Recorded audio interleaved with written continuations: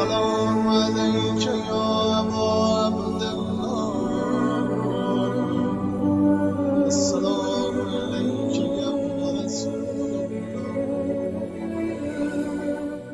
لا قوة إلا بالله العلي العظيم حسبنا الله ونعم الوكيل نعم المولى ونعم النصير أعوذ بالله من الشيطان الرجيم بسم الله الرحمن الرحيم الحمد لله الذي يؤمن الخائفين وينجي الصالحين ويضع المستكبرين ويهلك ملوكا ويستخلف آخرين والصلاة والسلام على رسول ثقلين محبوب رب المشرقين والمغربين جد الحسن والحسين نبينا سيدنا أبي القاسم محمد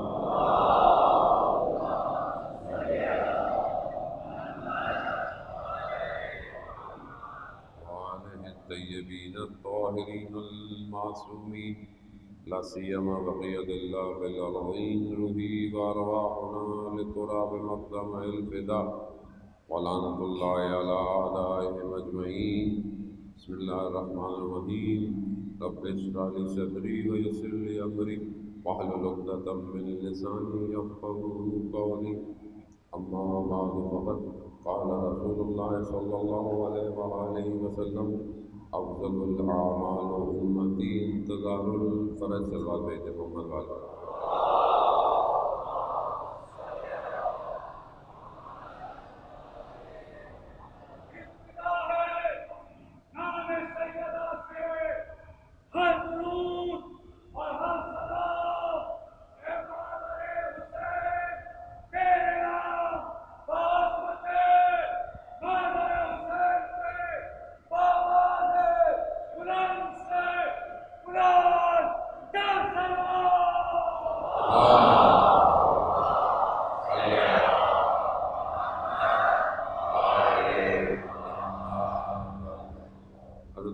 شہید الشہداء بہرحال صلوات سے ابتدا ہے تو صلوات ہی ہے جو ہماری دعاؤں کو بھی خدا کی بارگاہ میں لے کے جاتی ہے۔ روز قیامت شخص کو جہنم لے کے جایا جا رہا ہوگا، وہ امید کی نگاہوں سے پروردگار کی طرف متوجہ ہو، کہا کہ ابھی بھی تجھے کوئی امید ہے؟ کہا ہاں شاید کچھ معافی مل جائے، تو کہا کہ اشارہ کریں گے کہ وہ شخص جو ہے وہ ہستی شفاعت دے سکتی ہے، تو اسے رسول کی خدمت میں لایا جائے گا اور وہ پھر رسول کی خدمت میں کہے گا کہ یا رسول اللہ کچھ کرم کیجیے، تو رسول خدا ایک پرچی نکالیں گے اور اس کے نامہ اعمال میں ڈال دیں گے، تو اس کے سارے جو غلط چیزیں تھیں وہ ہلکی اور اس کی نیکیوں کا پلڑا بھاری ہو جائے گا۔ تو پوچھا جائے گا کہ یہ پرچی میں کیا ہے؟ کہا یہ وہ صلوات تھیں جو تم بھیجا کرتے تھے۔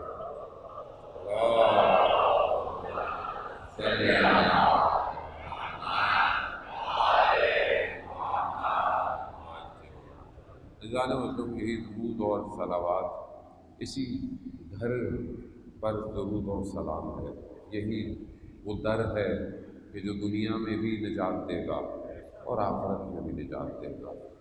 اب سب کی اپنی اپنی قسمتیں ہیں کہ جو اس در سے دور ہوئے وہ بے در ہو گئے، وہ بے گھر ہو گئے، دنیا میں بھی لعنتیں،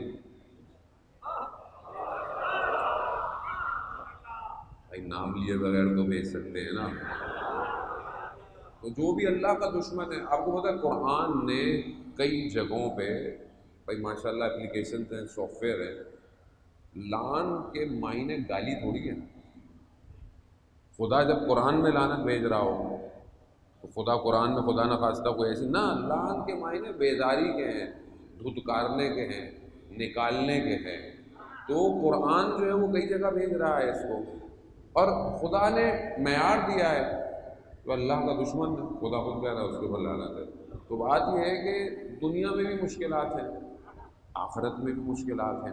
اچھا دنیا میں آپ کتنا بچیں گے، کہاں بچیں گے، کتنا دور جائیں گے؟ اور ویسے بھی قرآن ہی کہہ رہا ہے کہ قرآن سے بات کرنی چاہیے، کم از کم مشترک تو ہے سب کے لیے۔ تو قرآن یہی کہہ رہا ہے کہ تم اپنے امام کے ساتھ اٹھائے جاؤ گے۔ اب اپنا اپنا امام ہر کوئی ڈیسائیڈ کر لے کہ بھائی آپ کا امام کیا ہے، ہم سب کا امام، جو جس کا امام ہے اس کے ساتھ وہ اٹھایا جائے گا۔ تو اب جو جہاں جہاں اٹھایا جائے بسم اللہ۔ ہمارا تو امام وہ ہے کہ جو جنت اور جہنم کو تقسیم کرے گا۔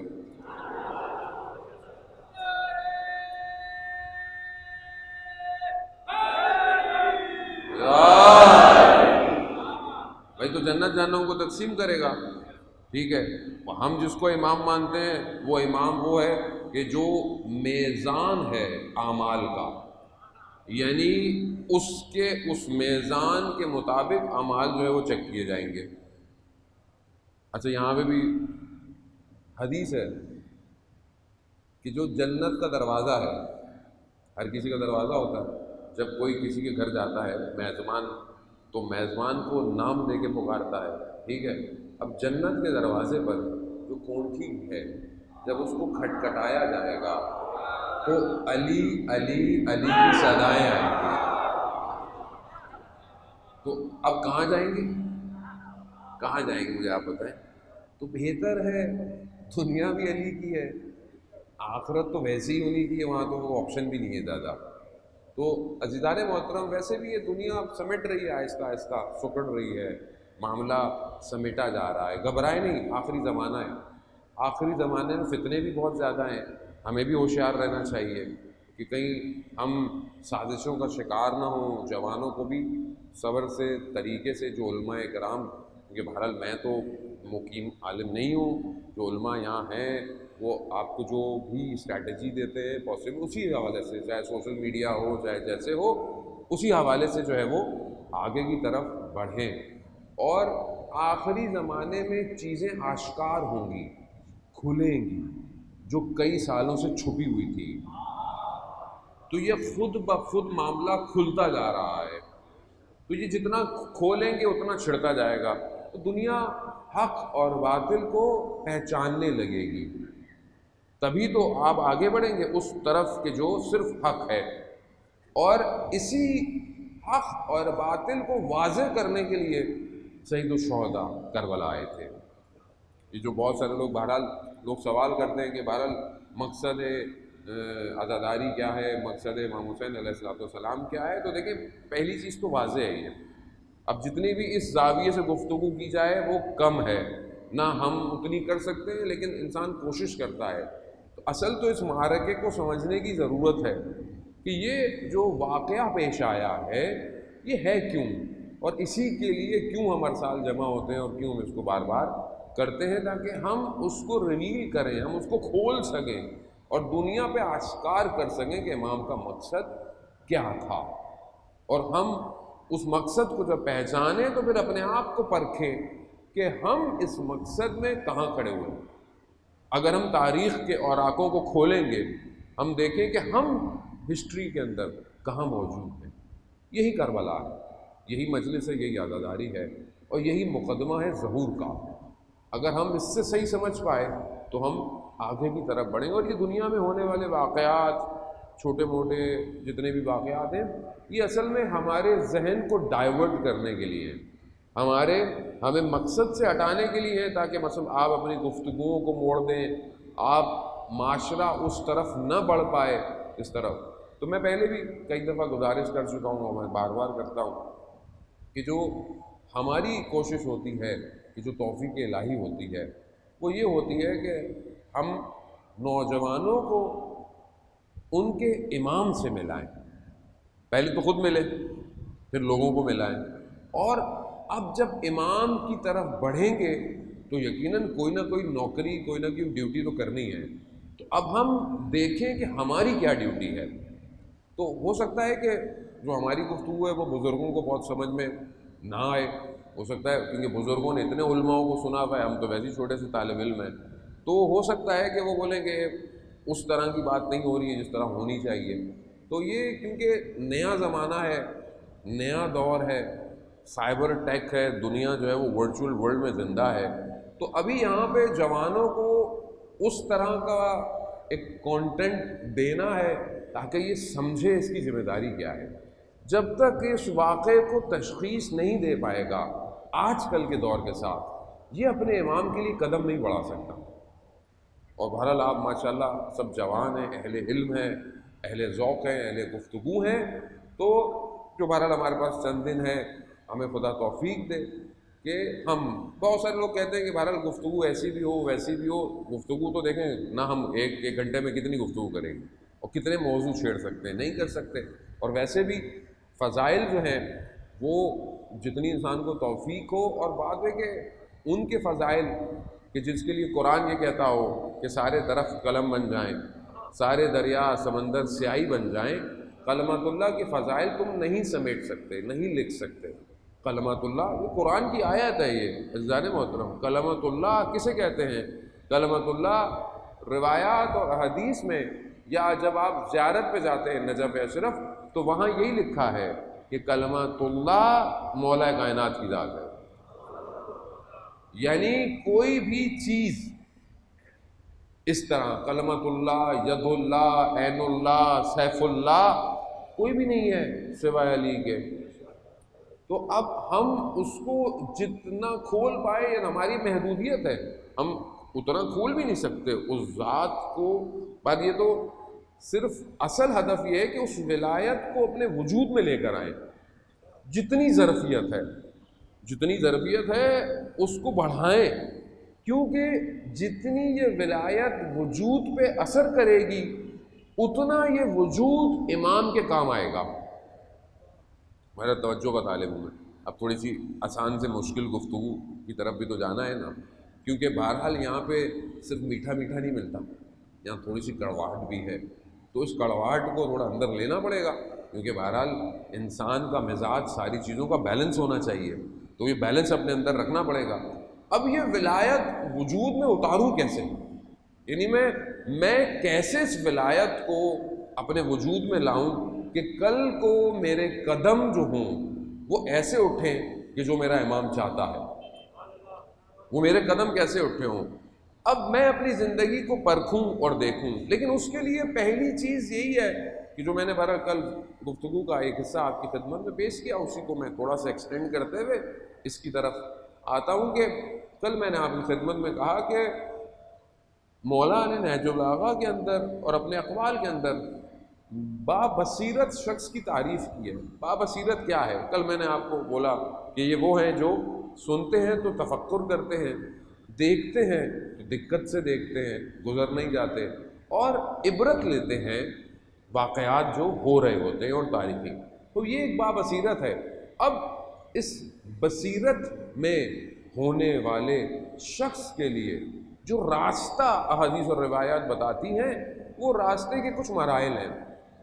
پہلی چیز جو بصیرت کی ہے کہ آیا بصیرت صرف دین میں ہے کیا؟ نہیں، بصیرت پہلی اخلاقی ہے. یعنی اخلاقی طور پر بصیرت کیا ہے؟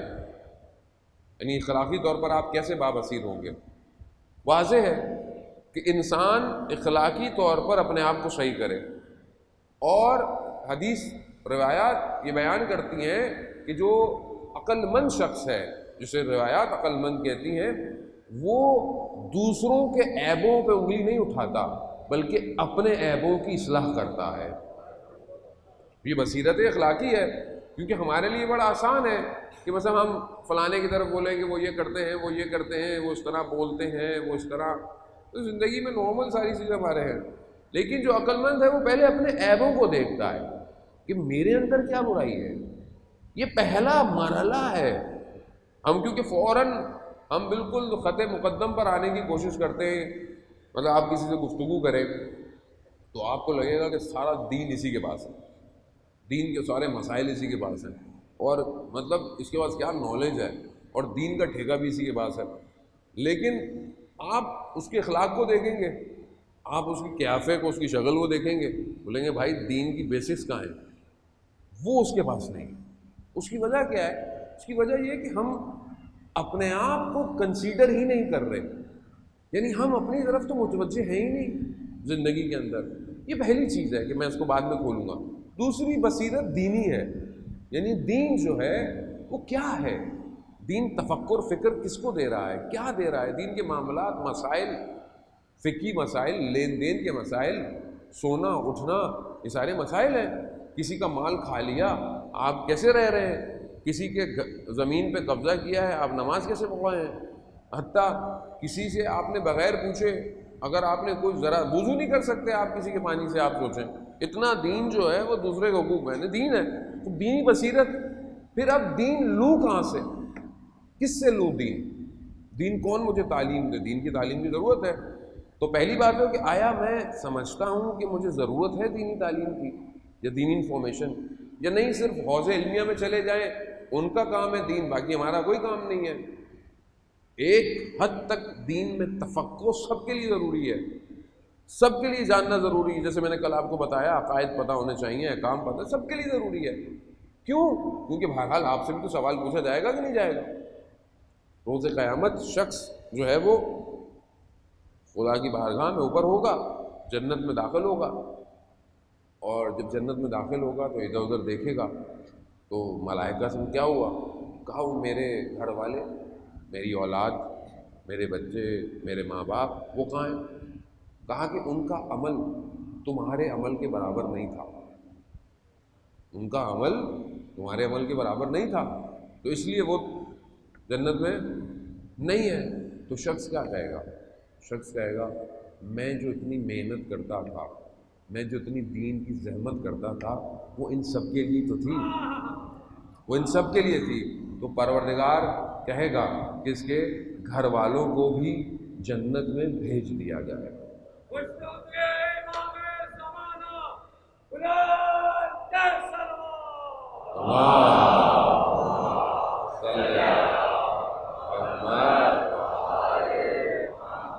تو اتنا امپورٹنٹ ہے، یعنی اگر ایک شخص اپنی اصلاح کر لے خاندان میں، ایک شخص اگر صحیح ہو جائے تو کہتے ہیں 7 نسلوں کی شفاعت کر سکتا ہے ایک شخص.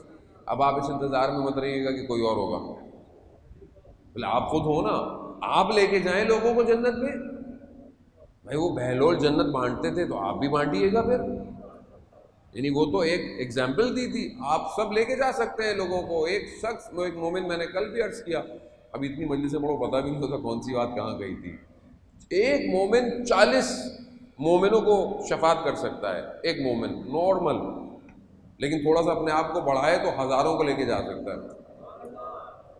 تو ہم اپنے آپ کو اپلفٹ کریں، دینی انفارمیشن لیں، پڑھائی کریں، تھوڑی محنت کریں. ظاہر ہے دیکھیے محنت تو کرنی ہے، شارٹ کٹ تو لائف میں نہیں ہے. آج کل کا جوان شارٹ کٹ ڈھونڈتا ہے، مولانا صاحب دعا کر دیں کس چیز کی، کچھ سیٹنگ ہو جائے. بھائی محنت کرنی پڑے گی، چاہے آپ کا پروفیشن کوئی بھی ہو.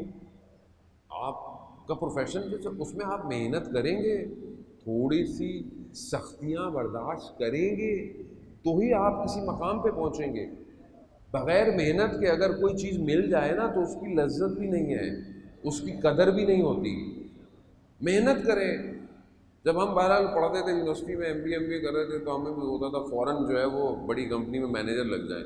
کیسے لگے؟ جو اپنے ٹیچروں سے پوچھتے تھے جو بڑی بڑی کمپنی میں مینیجر ہوتے تھے، تو کہتے تھے پتہ نہیں کتنے سال، پتہ نہیں کہاں ہم گئے، کہاں گئے، گاؤں دیہاتوں میں جا کر چیزیں بیچی ہیں، تو آج شیشے والے کمروں میں بیٹھے ہوئے ہیں. تو یہ واضح ہے کہ انسان کو محنت کرنی پڑتی ہے. اب چاہے آپ مولانا بن جائیں، ابھی لوگ بولتے ہیں اتنی جلدی ہے تو بڑا اچھا پیکیج ہے، مولانا ہی بن جاؤ. یعنی آج کل تو اس کا ممبر، گاڑیاں واڑیاں، یہ وہ سب ملتا ہے، پروٹوکول ہے. اب آج کل اس کو بھی لوگ ایسے ہی دیکھ رہے ہیں. اذہان ہوتا ہے یہ بھی محنت مانگتی ہے، لیکن یہاں پر جو محنت ہے نا وہ آپ جتنی بھی کر لیں وہ کم ہے اور عطا زیادہ ہے. اب لوگ بولتے ہیں کہ مولانا کتنے سال ہو گئے حوضے میں. ابھی بھائی داڑھی پہ مت جاؤ، ابھی ہم جوان ہیں، لیکن بہرحال یہ بھی ضروری ہے، ورنہ لوگ احترام ہی نہیں کرتے، سفید داڑھی نہیں ہوتی. تو ہمارے ہاں تو اچھا ہم دوسروں کو بہت کہتے ہیں یہ کہ ابھی جوان تھے یہ تو بہت، یہ کیسے آ گئے. تو بھائی ہمارے یہاں جوان ہی آتا ہے شروع سے، نہیں لگتا ہے تاریخ میں کہیں گیا اب لوگ. ہمارے یہاں یہی تو ہے، وہ بزرگ تھے ان کو نہیں ملا، ان کو کیسے مل گیا؟ عزیزان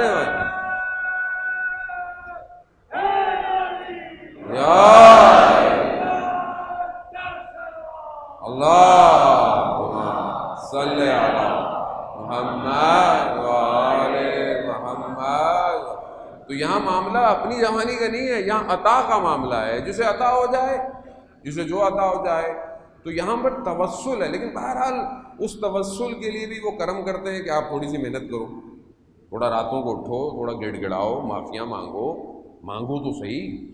دینا تو انہوں نے ہی ہے عزیزان محترم. یہ تو وہ دروازہ ہے کہ جو دشمن بھی آیا خالی ہاتھ نہیں گیا، خالی ہاتھ نہیں گیا. تو عزیزان محترم دین کا تفکر فکر اس کو اپنے لیے بھی حاصل کریں اور اپنی نسلوں کو بھی پڑھائیں.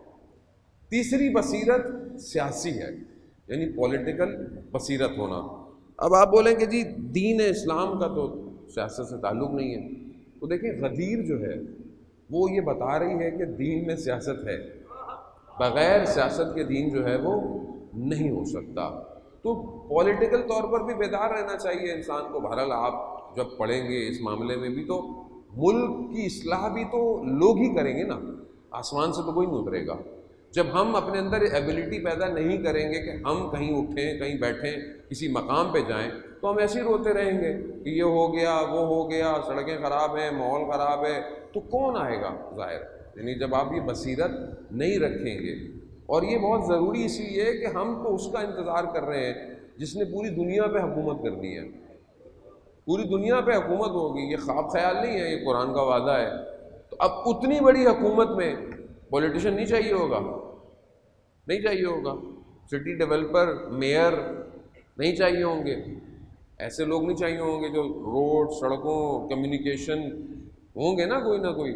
تو کچھ نہ کچھ آئے گا تو ہم وہاں جائیں گے. تو ابھی سے ہم اپنے آپ کو اس لیول پر لے کر آئیں. تو یہ تین چیزیں عزیزان محترم بہت ضروری ہیں، ہم اس پر بہرحال دھیان دیں.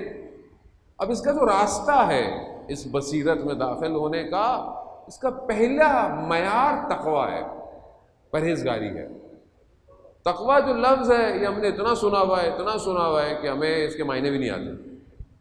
اتنا ہم نے سنا ہے تقویٰ اختیار کرو، تقویٰ اختیار کرو. کیا کریں تقویٰ، یعنی کیا کریں تقویٰ اختیار؟ سادے سے معنی اس کے کہ جو اللہ نے کہا ہے اس پہ عمل کرو، جسے کہا ہے چھوڑ دو اسے چھوڑ دو. سادے سے معنی یعنی واجب ادا کرو، حرام کو ترک کر دو. مگر یہ آج کے دور میں اتنا مشکل ہو گیا ہے، اتنا مکس ہو گیا ہے حرام کہ انسان کو محسوس ہی نہیں ہوتا کہ وہ حرام کر رہا ہے یا حلال کر رہا ہے. یہ پہلا راستہ یہی ہے، پہلا ہدف یہی ہے. اگر ہم اسے کر پائے، اور کرنا چاہیے، کرتے رہنا چاہیے. خدا بار بار تقویٰ کرنے والا متقی ہے، پرہیزگار ہے، اور ہم امام المتقین کے ماننے والے ہیں، تو ہمیں تقویٰ تو اختیار کرنا پڑے گا. اب آپ مسجد میں آپ کا تقویٰ ہو، یعنی مسجد میں آپ پرہیزگار ہیں. یا مثال کے طور پر آپ کو کوئی دیکھ رہا ہے تو آپ نے برائی نہیں کی. آپ کو پتہ ہے کہ یہاں پر کیمرہ لگا ہوا ہے تو میں سگنل بھی نہیں توڑوں گا، لیکن اگر کیمرہ نہیں لگا ہوا آپ نے چھوڑو، کون دیکھتا ہے. اسی طرح ہم اپنی تنہائی اور خلوت میں خدا تو دیکھ رہا ہے، خدا تو دیکھ رہا ہے. لیکن آج کا جوان اگر اسے پتہ ہو کہ کمرے میں سوراخ ہے یا کمرے میں کیمرہ ہے اور اس سے میرا والد دیکھ رہا ہے یا میرے گھر والے مجھے دیکھ رہے ہیں، تو غلط کام کرتے ہوئے گھبرائے گا. نہیں کہ خدا نخواستہ غلط. آج کل کے غلط کام کیا ہے؟ آج کل کے غلط کام تو یہی مصیبت جو مشکل ہمارے ہاتھوں میں، یہی سب سے بڑا غلط ہے. گناہ آسان ہو گیا ہے، گناہ سستا ہو گیا ہے، اور ایک ٹچ پہ ہے، یعنی صرف ایک ٹچ کریں گناہ، نہ چاہیں پھر بھی گناہ. اب اگر پتہ ہو کہ برابر میں کوئی بیٹھا ہوا ہے تو غلطی سے بھی کچھ کھل گیا تو بند کر دے گا، صفحہ ہٹا دے گا. لیکن اگر نہیں بیٹھا ہوا تو کیا کریں گے؟ موقع دیں گے، چلو دیکھتے ہیں کیا. ایسی ہوتا ہے نا، دیکھتے ہیں ہے کیا.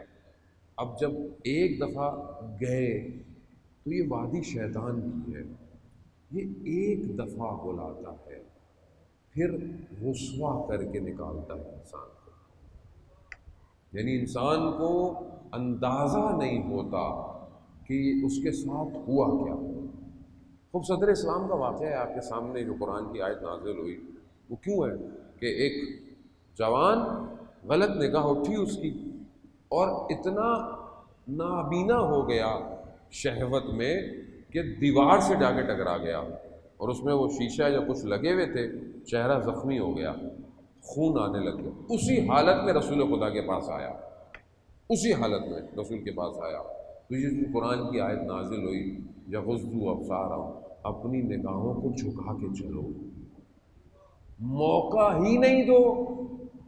جب آپ موقع دیں گے دیکھنے کا تو وہ اندر آئے گا، اور جب وہ اندر آ گیا تو وہ تو خود کہتا ہے میں تمہارے اندر حرکت کرتا ہوں.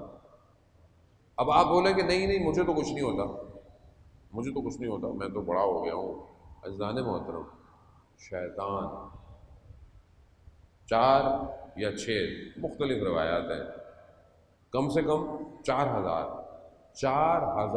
سال اس نے عبادت کی ہے، یہ 6000 سال اس نے عبادت کی ہے.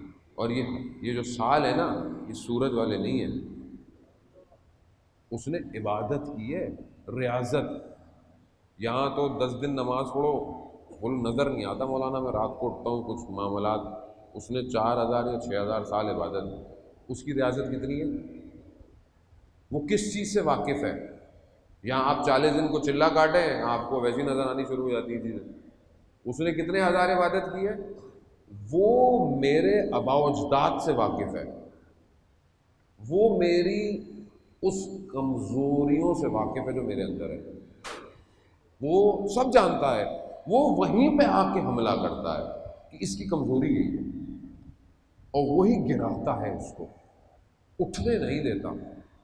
لیکن اگر شخص یا جوان غلطیاں کرتا رہے اور اس کے بعد 2 رکعت نماز پڑھ لے تو شیطان کی ناک کو رگڑ دیتا ہے. تو ابھی ہمارے اپنے اوپر ہے عزیزان محترم، ہم اپنی تنہائی اور اپنی خلوت، یہ پہلا قدم ہے، پہنچ نہیں سکتے امام تک. آپ اپنے آپ کو ایکٹیو کر لیں، بڑے میں نے کام کیے سوسائٹی میں، اس میں اس میں بڑا فعال ہوں، میں بڑا ایکٹیو ہوں، میں یہ وہ. اندر کیا ہے؟ تنہائی کیا ہے؟ تنہائی میں خدا سے رابطہ کیا ہے؟ پہلی چیز ہے. دوسری یاد خدا ہے. میں خدا کو یاد کتنا کرتا ہوں، کیونکہ یہ معاملہ الہی معاملہ ہے. یہ جو اللہ کا نے بھیجا ہوا نمائندہ ہے، یہ خدا کا نمائندہ ہے. اب اس کی مدد کرنا ہے تو نظام الہی کی مدد کرنی ہے. اب نظام الہی تک پہنچنے کے لیے الہی شخص چاہیے، عام آدمی نہیں چاہیے. اس لیے مشکل لگتا ہے یہ جو ہم کہتے ہیں کیوں نہیں آتے امام، کیوں نہیں آتے امام. بھائی اتنے سارے لوگ ہیں، 313 نہیں ہے مولا، 313 نہیں ہو پا رہے. وجہ کیا ہے؟ وجہ یہ ہے کہ میں اپنے اندر دیکھوں نا، 100 عیب نظر آتے ہیں مجھے خود کو. میں کو آپ سے اچھا نہیں ہوں، آپ مجھ سے اچھے ہوں گے، آپ کے کچھ آپ جتنی جانتے ہوں گے آپ اس میں عمل کرتے ہیں. میں تو پتہ نہیں کیا کیا جانتا ہوں، مگر میرا عمل اچھا نہیں ہے اتنا. تو میں تو اپنے اندر اتنے مشکلات دیکھتا ہوں، گرفتار دیکھتا ہوں اپنے آپ کو. تو میں آپ کسی اور کو کیا کہوں میں؟ تو میں تو یہی سمجھتا ہوں کہ میری ہی غلطیاں ہیں جس کی وجہ سے امام نہیں آ رہے. آیت اللہ بہبانی ہمیشہ دعا کرتے تھے اور ایک شکوہ دل کے اندر رکھتے تھے کہ مولا آتے کیوں نہیں ہیں، مولا کیوں نہیں آتے. کہتے میں سید الشہداء امام حسین علیہ السلام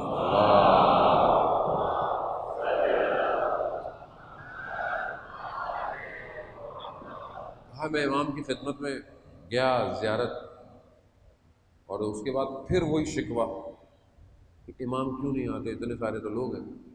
کہتے ہیں تو امام نے حجاب ہٹایا اور امام حاضر ہو گئے. امام حاضر ہو گئے. امام نے کہا مجھے کہ دیکھنا چاہتے ہو، سننا چاہتے ہو، یہ حرم سید الشہداء کا جو قبہ ہے یعنی جو زری ہے اس کے اوپر، اس کے نیچے دعا مستجاب ہے، یعنی یہ وہ جگہ ہے کہ جہاں آپ جو دعا مانگے دعا قبول ہوتی ہے۔ امام نے فرمایا یہ وہ جگہ ہے جہاں دعا مستجاب ہوتی ہے۔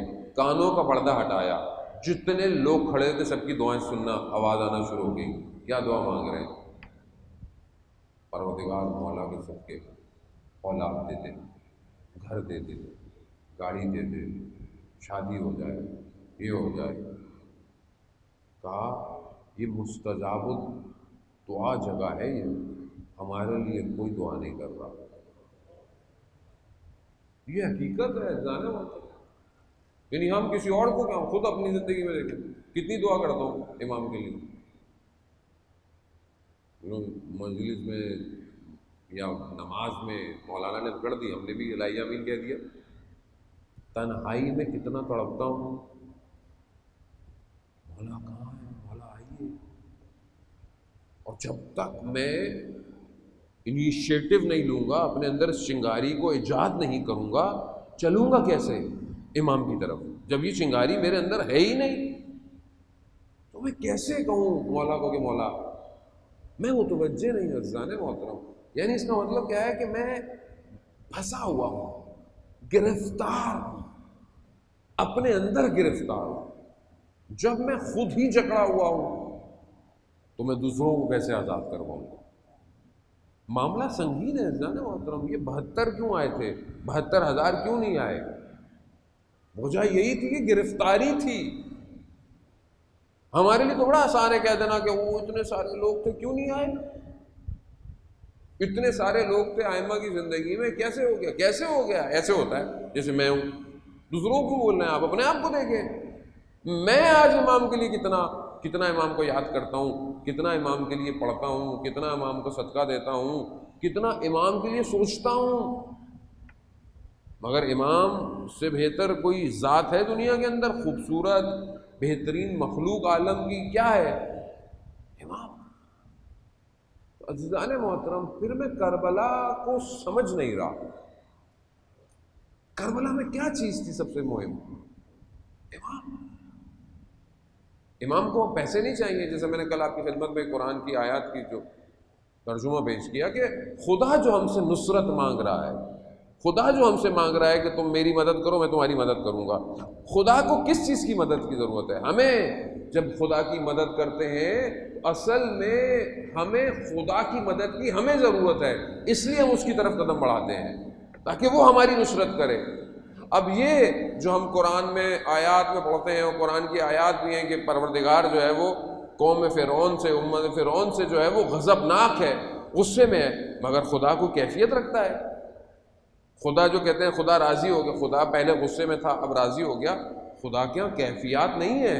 اس لیے میں نے کل آپ کو عرض کیا کہ توحید کا مطالعہ کریں، توحید کو سمجھیں، صفات الہی کو سمجھیں، صفات کیا ہیں پروردگار کی، صفات ثبوتیہ کیا ہیں، صفات سلبیہ کیا ہیں، ان کا مطالعہ کریں۔ خدا کے یہاں کیفیتیں نہیں ہیں کہ آج اچھا خوش ہے تو کل ناراض ہو گیا، تو پھر کیوں قرآن میں پروردگار کہتا ہے کہ یہ خدا جو ایسا کرتا ہے؟ تو خدا خود کہتا ہے کہ ہم نے اپنی مخلوق میں ایسے لوگوں کو رکھا ہے، ایسی مخلوقات بنائی ہے کہ جس کے راضی ہونے سے خدا راضی ہے، جس کے غضبناک ہونے سے خدا غضبناک ہے۔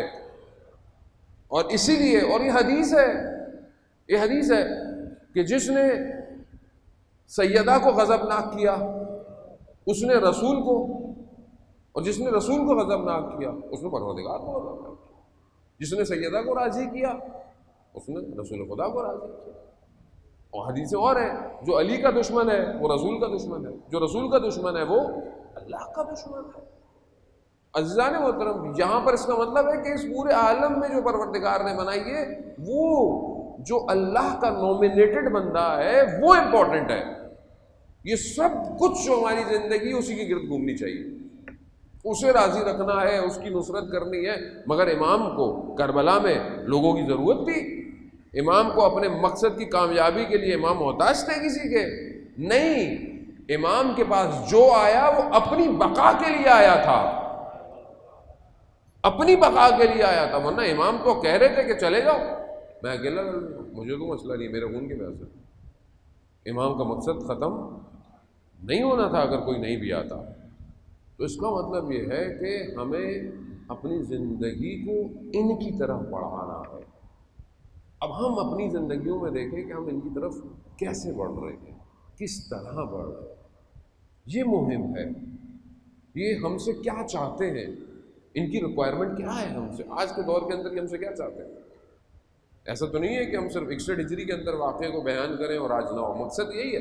کربلا اگر آج وقت امام کے قریب نہیں لے کے جا رہی تو ہمیں سمجھ میں نہیں آئی کربلا اس کا مطلب. یہ جو کہا جاتا ہے کہ بھائی نماز کی توجہ دیں احکامات پہ، یہ کیوں ہے؟ کیونکہ یہ چیزیں آپ کو پاک کرتی ہیں، طاہر بناتی ہیں. جب آپ خدا کی عبادت مستمر کریں گے، ریگولر کریں گے، تو وہ جو دوسری طاقتیں، نیگیٹو فورسز ہیں، شیطان ہے، وہ آپ سے بیزار ہو جائے گا. بولے گا میں نے اتنے اس کے لیے گناہ کے مواقع فراہم کیے، مگر یہ پھر خدا کی طرف، پھر یہ خدا کی طرف، پھر یہ خدا کی، پھر یہ سجدہ کرتا ہے، پھر یہ عبادت کرتا ہے، پھر یہ کرتا ہے، یہ پھر مجلس میں آ جاتا ہے، پھر یہ ماتم کرتا ہے، پھر یہ. وہ کیا چاہتا ہے؟ وہ تو اغوا. اس نے تو قرآن میں کہا ہے میں اغوا کروں گا، میں دنیا کو زینت بناؤں گا ان کے لیے. تو دوسری طرف مقابلے میں بھی کوئی فورس ہو نا، کوئی طاقت ہو. اب طاقت تو ہے رحمان کی، لیکن اب ہم اس کو کیسے اپنے لیے پیدا کریں، کیسے اپنے لیے ڈرائیو کریں. امام تو غیبت کے پردے میں ہے، ہمیں نظر نہیں آتا، مگر ایسا تو نہیں ہے کہ امام غیبت کے پردے میں امام کچھ نہیں کرے. نہیں، امام بھی اپنے لشکر کو تیار کر رہے ہیں. شیطان بھی تیار کر رہا ہے، امام بھی تیار کر رہے ہیں. اب یہ جو تصادم ہونا ہے، یہ جو ٹکراؤ ہونا ہے، اس میں پتہ چلے گا کہ کھڑا کون رہ پائے گا. اور اگر ہمیں یہ یقین ہے کہ خدا کا وعدہ حق ہے اور یہ خدا کا صحیح نمائندہ ہے، تو پھر ہم اگر فنا بھی ہو جائیں تو بھی ہم ختم نہیں ہوں گے.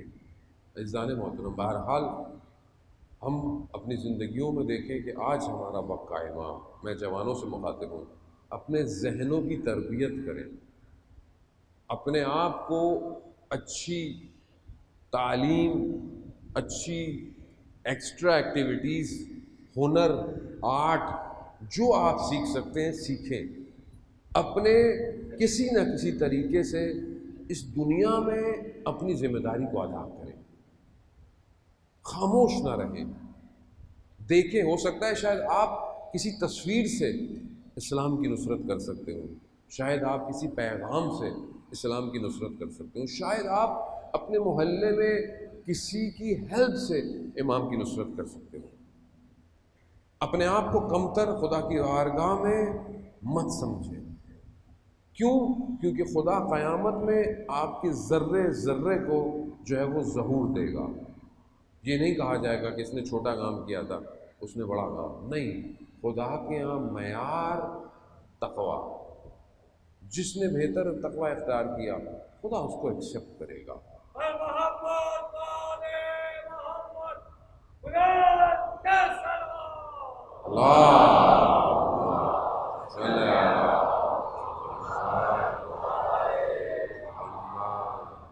عزیزان محترم، بہرحال وقت جو ہے وہ بہرحال دیر سے مجھے بٹھاتے ہیں، میرا تو قصور نہیں ہے، مجھے آگے جلدی پہنچنا ہوتا ہے. کل بھی لیٹ ہو گیا، لیکن بہرحال جتنا وقت جو ہے وہ میرا آلموسٹ اینڈ کی طرف ہے، لیکن میں بہرحال پھر بھی عزیزان محترم، یہ ولایت جو میں نے آپ کو کہا شروع میں بہت تیزی سے اس کی طرف پلٹوں. یہ ولایت کو اپنے وجود میں ظہور دینے کے لیے اپنے قلب کو آمادہ کرنا پڑے گا. یہ قلب اس قابل ہوگا تو یہ ولایت ظہور کرے گی اور یہ آپ کو روشن کرے گی. یہ جو مصباح الہدیٰ ہے یہ تبھی آپ کو روشن کرے گا جب آپ اپنے اندر جلنے کی صلاحیت رکھیں گے، اور اس عشق کی کیفیت میں آپ کو پروانہ وار اس مصباح الہدیٰ کے گرد گھومنا پڑے گا. یعنی اپنے آپ کو، اپنے وجود کو فنا کرنا پڑے گا اس ولایت کے اوپر. وہ واقعات آپ سنتے رہتے ہیں اور تاریخی واقعات ہیں کہ شخص آیا، امام کی خدمت میں آیا، اور خراسان کا غالباً رہنے والا تھا، اور اس نے ایک خادم کو دیکھا امام کے اور اسے کہا کہ دیکھو میرے پاس باغ ہیں، میرے پاس زمینیں ہیں، میرے پاس سب ہے، تم ایسا کرو یہ میں سب تمہیں دیتا ہوں، یہ جو تم نوکری کرتے ہو نا یہ مجھے دے دو، یہ جو تم مولا کی نوکری کرتے ہو یہ مجھے دے دو۔ بابصیرت شخص تھا نا، جانتا تھا کہ کون سی نوکری کمال پہ پہنچاتی ہے۔ یہ اب اس نے جب اس سے کہا، اس نے کہا کہ معاملہ تو برا نہیں ہے، امام کے پاس گیا، کہا مولا ایسے ایسے ہے، یہ آفر ہے، کیا کریں؟ تو آفریں ہمیں بھی ہوتی ہیں نا بہت ساری، یہ کر لو وہ کر لو، اب آپ کی مرضی ہے کس کو چھوڑو گے کس کی طرف جاؤ۔ آفر تو ایسی ہے کہ یا امام کی طرف ہو جاؤ یا دنیا کی طرف ہو جاؤ۔ تو آیا مولا سے کہا اس نے کہ مولا ایسے، امام نے کہا ہاں تمہاری مرضی ہے، تمہاری مرضی ہے۔ جانے لگا نا تو امام نے کہا ایک بات یاد رکھنا، کہا مولا، کہا جو دنیا میں جتنا ہمارے قریب ہوگا نا آخرت میں بھی ہمارے اتنا ہی قریب ہوگا۔ اب جب اس نے یہ سنا تو ازانے محترم نے اس بندے کو بولا کہ نہیں بھائی یہی نوکری اچھی ہے۔ ویسے ہی ہم سمجھے نہیں ہیں امام کو، اگر سمجھ میں آ جائے تو کوئی نہ اٹھے۔ یہ جو حدیث ہے نا کہ اگر زیادہ فضیلتیں بیان ہو جاتی نا، بہت ابھی بھی ہوئی ہیں، وہ بھی سنبھل نہیں رہی ہیں، اگر اور ہو جاتی، مفہوم اس حدیث کا یہی ہے، تو لوگ مولا کے قدموں کی خاکوں کو اٹھا کے چومتے۔ ہم سمجھے نہیں، ہم امام کی ہستی کو سمجھ نہیں رہے، امام کہتے کسے ہیں۔ ایسے تھوڑی لوگوں نے گردنیں اڑوا دی، ایسے لوگوں نے ہاتھ کٹوا دیے، بدن، کیوں؟ آج تک جتنا وقت گزرتا گیا، آج بھی جنہوں نے امام کو نہیں دیکھا اس وقت، لیکن آج کے امام کو دیکھ رہے ہوتے ہیں۔ جو اس طرح ہوتا ہے نا وہ امام کو دیکھ لیتا ہے، اور جو اس یوسف زہرا کو دیکھ لے اس سے پھر بے چینی سنبھلائی نہیں جاتی۔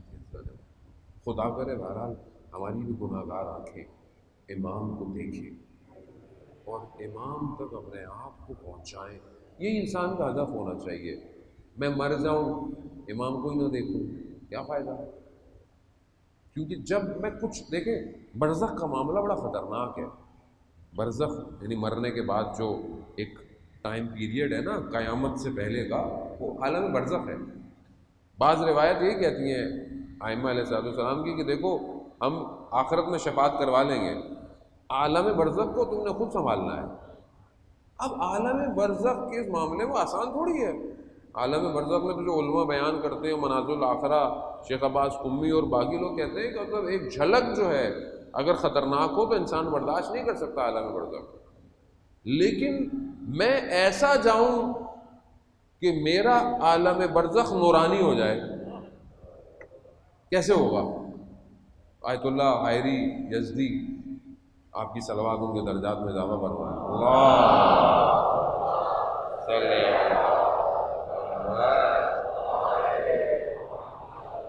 یعنی یہ معرفت یہ ہے۔ ان کے بارے میں کہا جاتا ہے کہ بہرحال وہ جب وہاں پہ تھے کربلا میں، تو انہیں خواب میں بتایا گیا کہ 10 دن رہ گئے، انہوں نے توجہ نہیں دی۔ ایک دن کچھ لوگوں کے ساتھ وہاں باغ میں گئے کہیں، تو اچانک سے درد ہوا، تکلیف ہوئی اور فوراً لائے تو دیکھا کہ حالت صحیح نہیں ہے، تو انہیں یاد آ گیا کہ وہ 10 دن، تو انہوں نے فوراً سید الشہداء سے توسل کیا، کہا مولا مجھے فرصت دے دیں، میرے ہاتھ خالی ہیں، میرے پاس کچھ نہیں۔ تو مولا سے توسل کیا، موقع مل گیا، اور آ کر حوضہ علمیہ قم کی بنیاد رکھی۔ یہ جو سب ہم پڑھ کے آتے ہیں یہ سب انہی کا بنایا ہوا ہے۔ ان کا جب انتقال ہوا اور جب دنیا سے چلے گئے تو دوسرے عالم دین کے خواب میں آئے، تو کہا کہ ماجرا کیا ہے، کیسے ہے؟ تو انہوں نے کہا کہ میں نے خود دیکھا، میری روح نکلی ہے، مجھے لوگ دفنا رہے ہیں، رو رہے ہیں، جا رہے ہیں، میں دیکھ رہا ہوں۔ تو کہہ رہا میں نے دیکھا کہ باہر دور سے نا آگ آ رہی ہے، آگ کے گولے آ رہے ہیں، تو میں گھبراہٹ شروع ہو گئی، لیکن جتنے وہ قریب آئے تو اچانک سے میں نے دیکھا ایک نور آیا، نور جتنا میرے قریب آیا آگ دور ہو گئی۔ تو میں نے اس نور کا شکریہ ادا کیا، تو میں نے کہا کہ آپ اگر نہ آتے تو میں ہلاک ہو جاؤں، آپ کون ہیں؟ تو اس نور نے کہا کہ ہم امام رضا علیہ السلام، اللہ صلی علی محمد، ہم امام رضا ہیں، تم ہماری زیارت پہ 64 یا 74 دفعہ آئے ہو، ہم بھی تمہاری زیارت پہ اتنی دفعہ آئے ہیں۔ تو عزیزان وطن، یا تو رابطہ اتنا اچھا کر کے جائیں کہ وہاں آنا جانا لگا رہے، لیکن پہچاننا ضروری ہے، پہچاننا ضروری ہے۔ جس کو پہچان ہو گئی وہ مشکلات کو برداشت کرتا ہے، کیوں؟ اسے پتہ ہے کہ ان کی محبت میں مشکلات بھی آتی ہیں، تکلیفیں بھی آتی ہیں۔ ہاں زادارن محترم، اس گھرانے نے بہت تکلیفیں برداشت کی، بہت مصیبتیں خوش کریں۔ بس آپ کی حسن سماعت کو میں سلام کرتا ہوں۔ بس مصائب کے چند جملے، مجھے کسی نے بولا کل مولانا مصائب آپ نے نہیں پڑھے اتنے، میں نے تو کوشش کی پڑھنے کی، لیکن وقت بہت زیادہ ہو گیا تھا۔ لیکن بہرحال انسان آتا ہے، رونا بقا یہ بڑا ضروری ہے۔ کیوں؟ کیونکہ یہ روایات بھی یہی کہتی ہیں کہ جب تک تم گریہ نہیں کرو گے، تمہارا دل نرم نہیں ہوگا، تم اپنے آپ کو پاک نہیں کر سکتے۔ اور یہ گریہ بھی ایسے ہی ہے، یہ ایک آنسو بڑی قیمت رکھتا ہے، بڑی قیمت رکھتا ہے۔ یہ اسی لیے کہا کہ اگر قطرہ بھی ہے تو بھی بخشش کروا سکتا ہے، کیونکہ رونا آسان تھوڑی ہے، آپ نے بتایا میں تو رونا آسان ہے۔ آپ کتنے سخت دل لوگ ہوتے ہیں، یا کسی کو اپنی زندگی میں رونا ہی نہیں آتا، لیکن ایک نام ایسا ہے حسین، یعنی کچھ کہنا ہی نہیں پڑتا، آدمی خود ہی رونا شروع ہو جاتا ہے۔ اس نام میں وہ سب چھپا ہوا ہے، وہ روز عاشور، وہ عصر عاشور، وہ شام غریباں، وہ کوفہ، وہ شام کا زندان، یہ سب یعنی کچھ تصور اتنا مضبوط ہے اس نام کا، یہ پورے وجود کو ہلا دیتا ہے۔ بہرحال کل میں مختصر سی گفتگو کی، بہرحال آج بھی اسی بی بی کی بارگاہ میں دوبارہ حاضر ہوتے ہیں، کیونکہ یہ مسائب ان دنوں میں اسی چھوٹی بچی ہی کے مسائب ہیں، کیونکہ یہ زیادہ سفر کر نہ پائی۔ یہ بچی یعنی روز عاشور جو اس نے مصیبتوں کو دیکھا نا، اور بس شام تک پہنچتے بس پھر شام میں رہ گئی، اور آج بھی اسی زندان سے صدائیں آتی ہیں، اے میرے بابا پہ عزادار، تم تو آزاد ہو، میں تو قید میں گئی تو قید میں ہی رہی، میں تو آزاد نہ ہو سکی۔ ہاں زادارن محترم، آپ سنتے ہیں نا مصائب کے جملے ارباب مقاتل سے، کہ یہ بچی زندان کے باہر دیکھتی تھی اور پوچھتی تھی بھائی سجاد، یہ پرندے روز کہاں جاتے ہیں؟ کہاں جاتے ہیں؟ کہاں گھر جاتے ہیں، ہم کب گھر جائیں گے؟ عزادارن محترم، مقتل کے جملے ہیں، مقتل کے جملے ہیں، بعض اوقات بہت ساری چیزیں پڑھی نہیں جاتی ہیں، لیکن مقتل کے جملے ہیں کہ روز عاشورہ، عصر عاشورہ، جب امام وداع کیا نا امام نے اپنی بہن سے کہ اسے انشاءاللہ توفیق ہوگی، بی بی اجازت دیں گی تو پڑھیں گے، لیکن جب وداع ہو رہے تھے نا تو اس بیٹی سے بھی جدائی ہے، اس بیٹی سے بھی گفتگو ہے، اس بیٹی سے بھی وداع ہے، اس بیٹی سے جو وداع ہے نا، مقتل کہتا ہے کہ اس بچی نے بھی بابا سے گفتگو کی ہے۔ کیا گفتگو کی ہے؟ اس بچی یہ صبح سے یہ بچی دیکھ رہی ہے، صبح سے یہ دیکھ رہی ہے. کیا دیکھ رہی ہے؟ بھئی میرا بھائی علی اکبر گیا واپس نہیں آیا.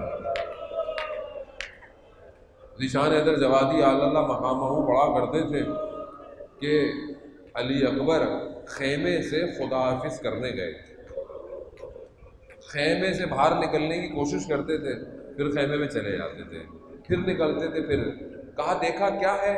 کہا ایک بچی ہے جو بھائی سے لپٹی ہوئی ہے. ہاں یہ وہ بچی جانتی ہے، نہ جانے کیسا دل تھا اس چھوٹی سی بچی کا. آپ نے وہ دیکھا ہوگا نا، آپ نے بین الحرمین میں ایک بچی سے انٹرویو لیا ایک ایرانی ٹی وی چینل والوں نے. اس بچی کو، ایک بچی تھی، اس کی بھی اتنی ہی 3-4 سال کی بچی ہے. اس سے پوچھا آپ سکینہ اور رقیہ وہ ایک ہی نام ہے جو لیا جاتا ہے مقاتل میں، کہا کہ آپ اس سے واقف ہیں، آپ اس کو جانتی ہیں؟ کہا ہاں، ایک چھوٹی سی بچی تھی کربلا میں. کہا اور کیا جانتی ہیں؟ کہا اور تو نہیں پتا. کہا اچھا بیٹا یہ بتائیں کہ اگر کچھ لوگ آئیں، کچھ گنڈے بدماش لوگ آئیں اور آپ کے بھائی کو مارنا شروع کر دیں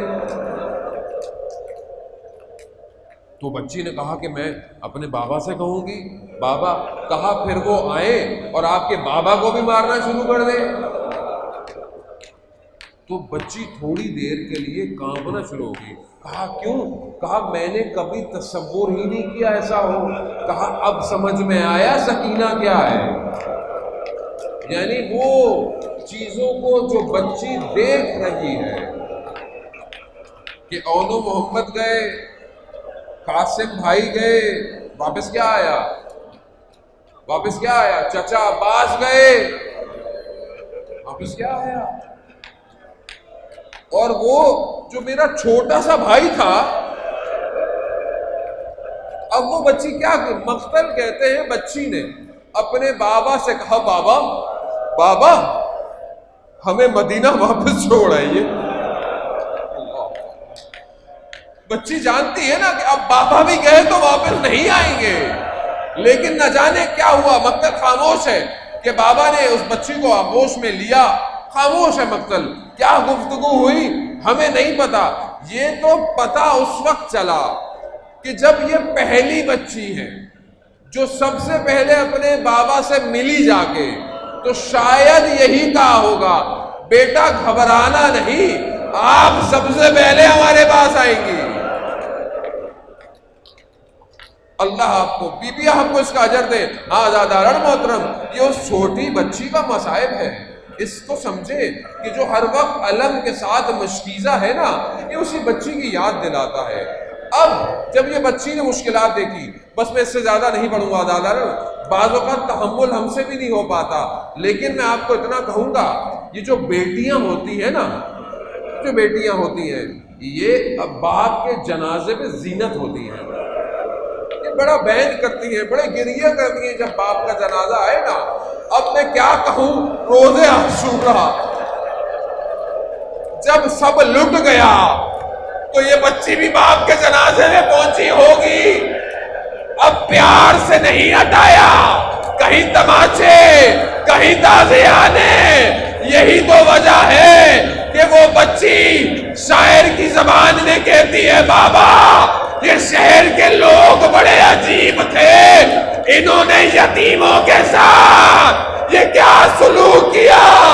ارے بابا یہ گوشوارے مانگتے تو میں دے